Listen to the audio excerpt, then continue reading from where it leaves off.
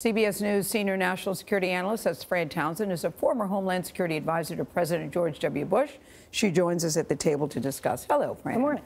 July 4th of all days, it seems like a big old in-your-face move.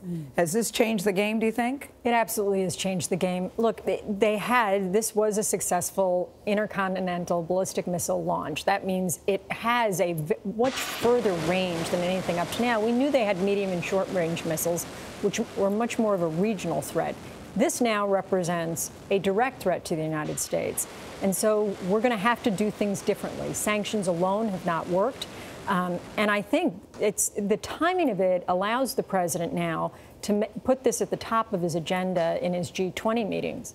But I should say it's a big step yet to say once you've got the missile to be able to successfully marry the nuclear warhead and have a successful launch. The question, though, Fran, is you say sanctions don't work and we have to do something. What is that? Yeah. Well, so we have to get our, the other countries to care about this as much as we do. I think it isn't right to say that it's not, North Korea doesn't represent a regional threat.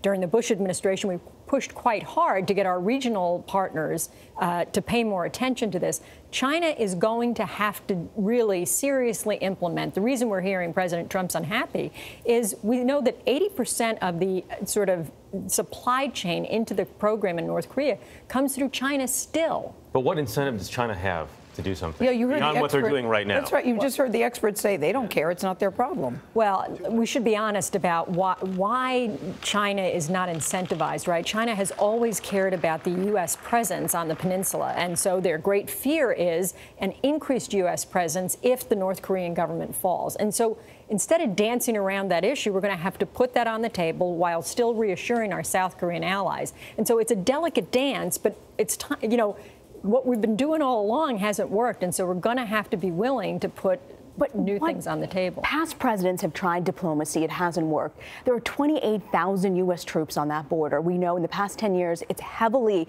armed, that demilitarized zone. So where do you go then? Is diplomacy really an option here? Well, it's diplomacy alone and diplomacy with sanctions alone has not worked, right? We ought to be honest with ourselves. I do think it underscores the importance of the THAAD, the missile defense system that we've putting in for South Korea.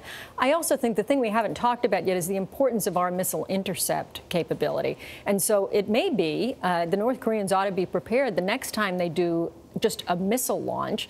The United States might try to use its capability to intercept that. But no one's fully confident those intercepts are going to work. I mean, they did try the ICBM a couple weeks ago, and they said it worked, but that was designed to succeed. That's right. That's right. And so I think what you're going to see in Congress and here in the United States is a real call to put further investment in that technology. Okay. Fran Townsend, thank you very much.